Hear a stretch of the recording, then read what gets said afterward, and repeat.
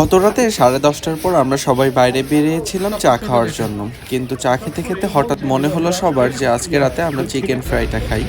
তো এর জন্য আমরা ২ নাম্বার বাজারে চলে গিয়েছিলাম। বাজারে গিয়ে আমরা ফার্স্টে মুরগি নিয়ে নিয়েছিলাম। মুরগির সাথে আমাদের যে উপকরণগুলো দরকার ছিল, যেমন আটা, আদা, রসুন, বেকিং পাউডার সহ যা যা দরকার ছিল সকল কিছুই নিয়ে এসেছিলাম। মেইনলি আমরা বাজারে গিয়েছিলাম এই চিপসগুলো কিনতে, যদিও দুইয়ের সকল জায়গায় খোঁজার পরও কোথাও না পেয়ে অ্যাটলাস দুইয়ের বাজারে যাই, কারণ রাত হয়ে গিয়েছিল, প্রায় 11টা বেজে গিয়েছিল আমরা যখন বাজারে গিয়েছিলাম। তো এরপর আমরা চিপসগুলো পাই এবং চিপসগুলো নিয়ে বাসায় চলে আসি। বাসায় আসার পর ফার্স্টে আমরা চিপসগুলোকে ভেজে নিই, ভেজে আমরা চিপসগুলো খাচ্ছিলাম, কারণ এটার ক্রেভিংই উঠেছিল মেইনলি আমাদের সবার। একদিকে আমি চিপসগুলোকে ভাজতেছিলাম, অন্যদিকে রিয়াদ ভাই মাংসগুলোকে ভালো মতো কেটে ধুয়ে নিচ্ছিল, কারণ মাংসগুলোকে অনেক সময় মেরিনেট করে রাখতে হবে। আর আমাদের অলরেডি তখন 12:30 বেজে গিয়েছে। আর অন্যদিকে সায়েম ভাইকে দেওয়া হয়েছিল আদা রসুন পেস্ট করার জন্য। আমাদের আদা রসুন ফ্রিজে শেষ হয়ে গিয়েছে, খালাকে দেওয়া হয়েছে, খালা সেটা পেস্ট করে এখনও আনেনি, এর কারণে আমাদেরকে রাতে কষ্ট করতে হলো। আর অন্যদিকে মাংস ধোয়ার পরে আমাদের তুহিন ভাই বসে গিয়েছিল মাংসগুলোকে মেরিনেট করার জন্য।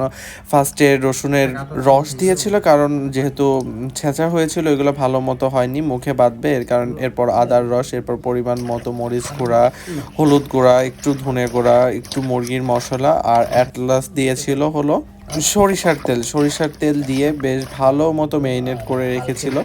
1 থেকে 1.5 ঘন্টা আমরা ম্যারিনেট করে রেখে আমরা ওই চিপসগুলো খাচ্ছিলাম এবং আড্ডা দিচ্ছিলাম। এরপর হলো আমার চলে আসে এইটা ভাজার পালা। আমরা 1 থেকে 1.5 ঘন্টা ম্যারিনেট করে রেখেছিলাম। তারপর ফার্স্টে ভাজার জন্য 2টা ডিম আমরা ভেঙে নিয়েছিলাম। 2টা ডিমকে ভেঙে একটু লবণ দিয়ে ভালো মতো ফেটিয়ে নিয়েছিলাম। আর অন্য পাশে তুহিন ভাই আটাটাকে প্রিপেয়ার করছিল। আটার মধ্যে একটু বেকিং পাউডার আর একটু মরিচের গুঁড়া দিয়ে আটাটাকে রেডি করেছিল। এরপর হলো আমরা কড়াইতে তেল বসিয়ে দিয়েছিলাম, যদিও আমাদের কাছে ছোট কোনো কড়াই ছিল না, এর কারণে আমরা ম্যাচে বড় কড়াইটাই ইউজ করেছি।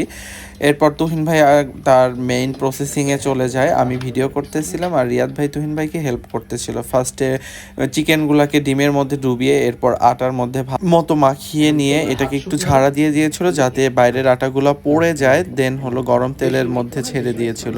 এইদিকে তারা এই কাজটা করতেছিল আর আমি অন্যদিকে এটার ভাজার দিকে ছিলাম। আমি এটাকে বেশ উল্টে পাল্টিয়ে ভালো মতো ভেজে নিচ্ছিলাম। তো একটা জিনিস খেয়াল করলাম যে আমাদের একটা ওঠার পরেই তেলের কালারটা চেঞ্জ হয়ে যায়, কালো হয়ে যায়, কারণ এই যে ময়দাগুলো ছিল ওইটা তেলের মধ্যে ডুবে যাচ্ছিল এবং তেলের কালারটা চেঞ্জ হয়ে যাচ্ছিল।